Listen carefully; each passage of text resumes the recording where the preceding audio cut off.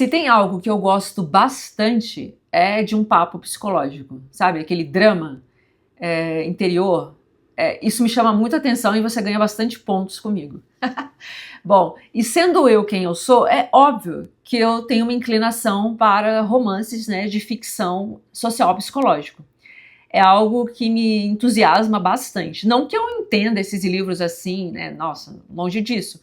Mas assim, o legal é que eu já tenho uma predisposição. Eu já vou super, uau, super animada quando eu tenho, quando é esse tipo de livro. Diferente se eu pegar um livro de ficção científica, que eu não sou acostumada a ler.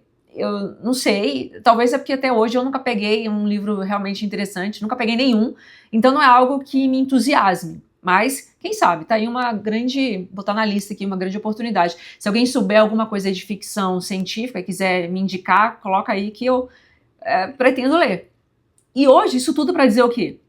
Que hoje eu saí da minha zona de conforto. E isso é muito bom, né? Porque eu acho que o objetivo é esse, né? A gente se desafiar, e eu adoro desafios. Bom, hoje é sobre ficção, né, um romance de ficção histórico. Pois é, nunca tinha lido nada de ficção histórico. E assim, eu realmente, eu me apaixonei, né? Não sei se é o autor, mas enfim, vamos lá. Esse aqui é o do Ken Follett. Eu nunca tinha lido nada do Ken Follett, nem conhecia. Fiquei conhecendo tem uns 4 meses. E assim, esse livro que eu tô aqui é de uma trilogia. Esse primeiro se chama Queda de Gigante, tá todo até já estragado aqui, né? De tanto que é meio que um camalhaço, né? Esse primeiro livro aqui, Queda de Gigante, como é ficção histórica, então o pano de fundo desse primeiro livro aqui é a Primeira Guerra Mundial e a Revolução Russa e um pouquinho lá do que aconteceu com aquele tratado para o país que perdeu. Vai falar sobre isso. O segundo livro se chama Inverno do Mundo, que é sobre a Segunda Guerra Mundial, o pano de fundo. E o terceiro é Eternidade por um Fio, que é a Guerra Fria e os desdobramentos, enfim. Pretendo ler todos com certeza, e falarei aqui meu parecer. Mas hoje, né, vamos focar. Hoje é sobre esse aqui. O Ken Follett, né, eu escutei várias entrevistas dele no YouTube, porque tem bastante coisa. Ele tem por volta de 75 anos de idade. Ele tá vivo, né? Escreve bastante, eu tava olhando o site dele, é uma espécie de um livro a cada 2 anos, uma coisa meio... é uma máquina, né? meio absurdo isso, eu acho, na minha visão. E ele vive em Londres, junto com a sua esposa, pelo que eu entendi, mas enfim. Mas eu gostei bastante. E vendo as entrevistas dele, uma curiosidade, assim, esse livro aqui não é um livro, ele mesmo fala, não é um livro de história, não é esse o objetivo dele. Não adianta você pegar esse livro e falar, eu vou aprender sobre a Primeira Guerra Mundial. Tipo assim, não vai, gente. Sendo bem sincera, se alguém achar o contrário, me fale, mas é o que ele falou mesmo. Não é um livro de história. A ideia aqui é uma técnica que ele usa, né, o jeito dele escrever, uma coisa histórica, para dar um dinamismo na escrita, no romance. Porque ele tem interesse também nesse tipo de assunto. Porque até dentre as perguntas que fizeram para ele, né, fizeram a pergunta assim, você hoje, a gente agora no presente, qual a importância de hoje lermos sobre livros do passado? Daí ele fala simples assim, que as pessoas do passado, elas não foram, né, mais inteligentes do que nós. Ao mesmo tempo, elas não foram mais estúpidas do que nós. Elas são completamente similares a nós. Elas têm os mesmos dramas, né, muitas das vezes, as mesmas demandas, dependendo, né, todas elas buscam amor, casamento, filho, dinheiro, temor à violência, se preocupam com a guerra, essa questão da mulher, do homem, enfim, são essas questões que se perpetuam, porque eu fiquei pensando, porque o ser humano, ele é único, né? A demanda é a mesma, somos seres da mesma espécie. Por que o homem do passado mudaria com o homem do presente, as necessidades básicas? Não vai mudar. O que muda é o contexto, né, da situação, que aí as pessoas começam a se desvirtuar, enfim, aí a conversa é longa, né, gente? Mas não é esse o papo.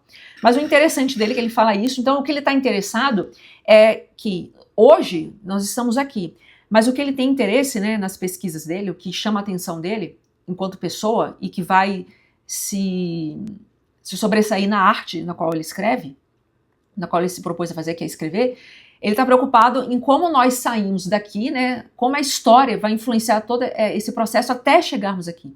Tem homem da pré-história, da Idade Média, do século XX, né? Do século XXI. Como é que a gente chega até aqui hoje?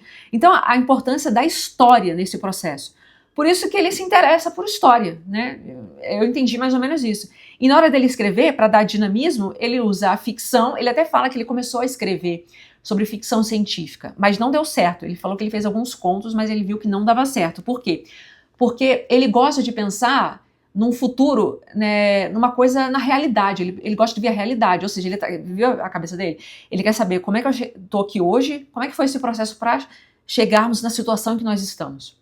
Então ele gosta de coisa meio previsível, né? Ele quer entender o que está acontecendo. E a ficção, você é um futuro, mas é uma coisa de imaginativa, né? É uma coisa, eu acho, até mais difícil, né? De se ler, não sei. Dizem aí quem gosta. Eu tenho uma amiga que gosta, né? Vou perguntar pra ela. Mas dizem aí, mas eu acho que é uma coisa muito mais difícil de ler, acredito eu, e até mesmo, como ele falou, de escrever. Ele não tinha imaginação para isso. Mas aí vocês começam a entender o pensamento dele, né? Ele tá querendo entender mesmo como nós chegamos aonde nós estamos hoje, como é que foi esse processo. E ele vai e escreve esse romance. E ele usa, né, a base de um romance qualquer. Isso foi as palavras dele mesmo.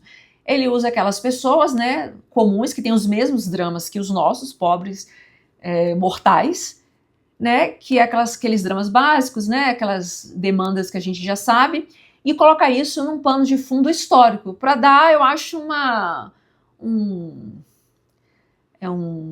é que poderia dizer? Para dar uma bossa melhor, né? Cara, péssimo agora.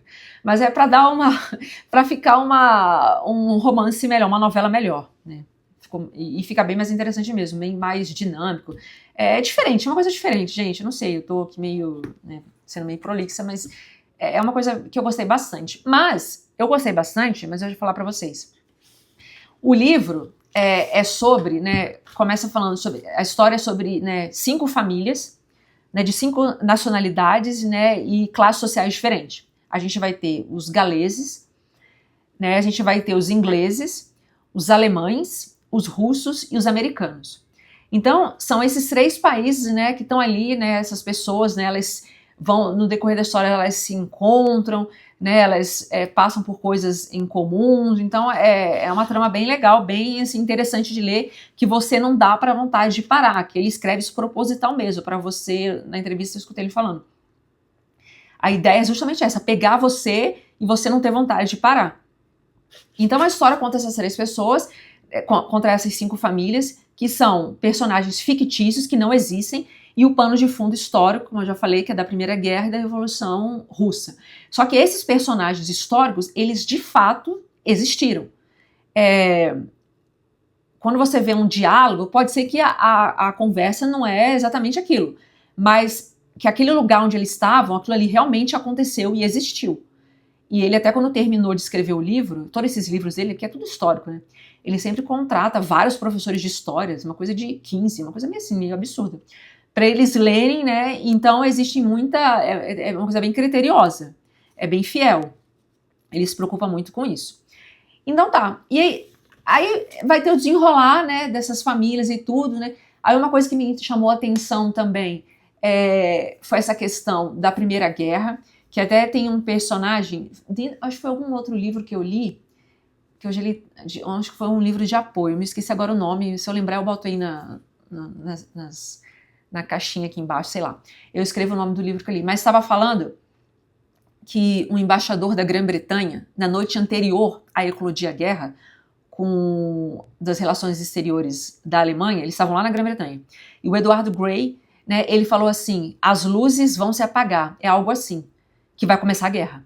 E por que ele falou as luzes vão se apagar? Isso é algo bem simbólico também, que é interessante até para entender isso aqui. Porque aquela época, né, era uma época em que as principais potências da Europa, elas estavam numa relativa paz, né, tava tudo muito tranquilo, embora, né, por baixo, né, nos bastidores, né, o parquinho tava pegando fogo, né, mais ou menos, mas era uma paz, né, e quando você tá em paz, você começa, né, a investir na arte, no cotidiano, né, nas pessoas. E é isso que estava acontecendo ali. Mas ali, vamos lá, era uma paz em toda a Europa? Não, eu já falei, era só nessas principais potências. A Alemanha, né, que ela se unificou em 1871, então depois disso ela se industrializou, ela virou uma grande potência. Então a Inglaterra, e depois da Revolução Industrial também, né, ficou a maior potência, a França. Então todas elas estavam ali numa época boa, uma época de luz. Foi a época que na França construíram a Torre Eiffel. Era um mundo muito clássico, todo mundo, foi na época que surgiu o Moulin Rouge, da questão de casas de dança, né, de música, tinha muita ópera, teatro, então era uma época muito, como fala, Belle Époque, era uma bela época, era uma época das luzes.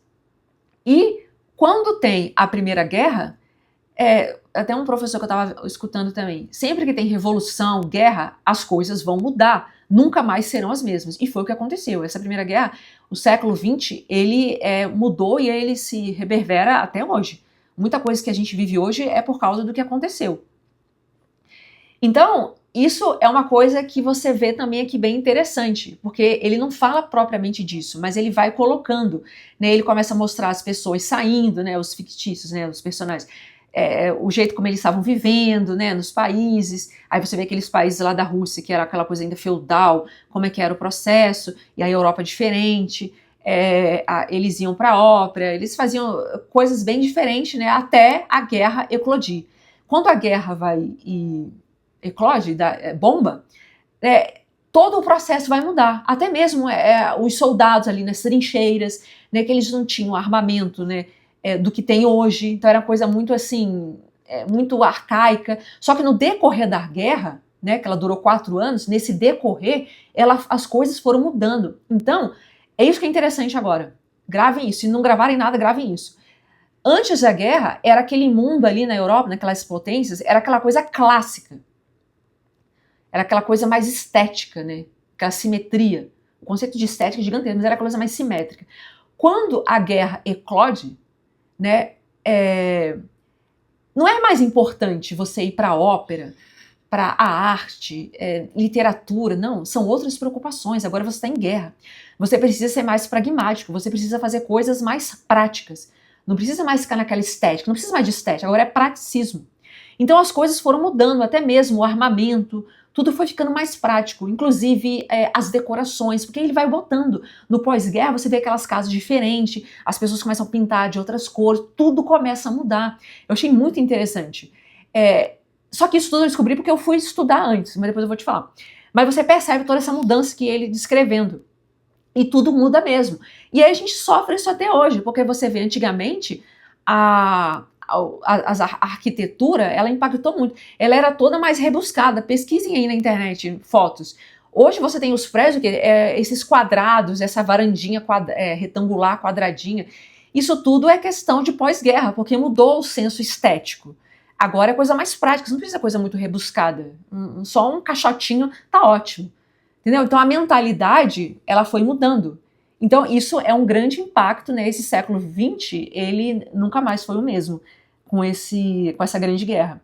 Isso eu achei bem interessante também, na hora que eu estava lendo. E uma coisa interessante, pessoal, isso tudo você não consegue entender se você simplesmente só pegar esse livro, porque você lê muito rápido, ele é muito gostoso de ler, e você lendo, não, você não vai conseguir alcançar tudo isso. Você precisa, não que eu sou, porque eu consegui, não, é porque, é o que eu vou falar, você precisa ser um leitor muito ativo.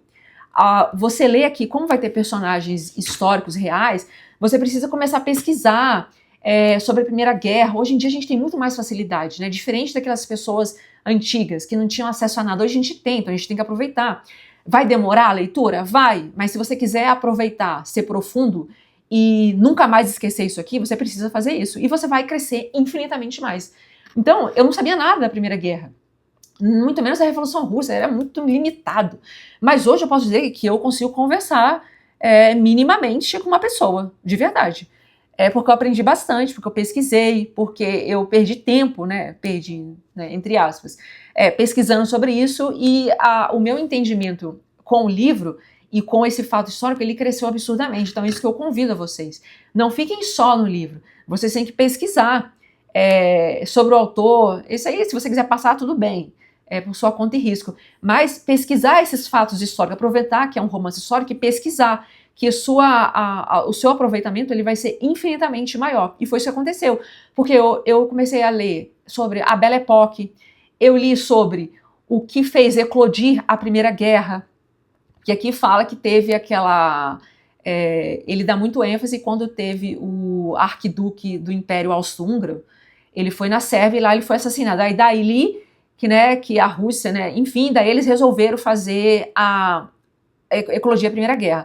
Mas, na verdade, isso aí foi assim, meio que, é o pretexto, agora vai. Mas esse não é o principal motivo. Várias outras coisas estavam acontecendo devido ao imperialismo, né, essa dominação na África, de territórios, da Ásia, que todo mundo estava querendo isso também, então da briga, a questão do nacionalismo, porque a Alemanha, assim como a Itália, elas acabaram de se formar, principalmente a Alemanha, em 1871, ela se formou como um país.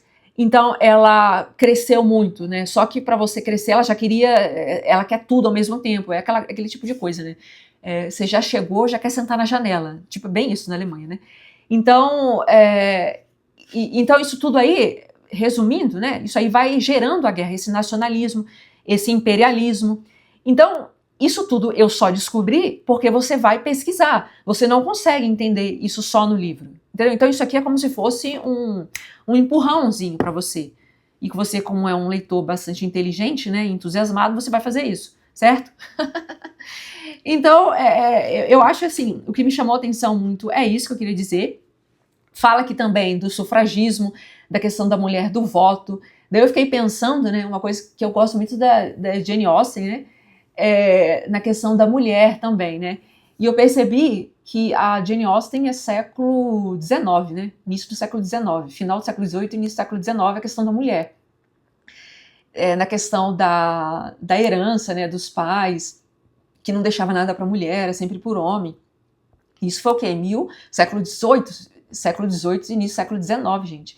E no século XX, aqui no livro, até eu fui pesquisar, e aqui fala também, tem uma personagem aqui da aristocracia inglesa, ela tem um irmão, daí o irmão é o conde e tem ela, né? É a Lady Maud.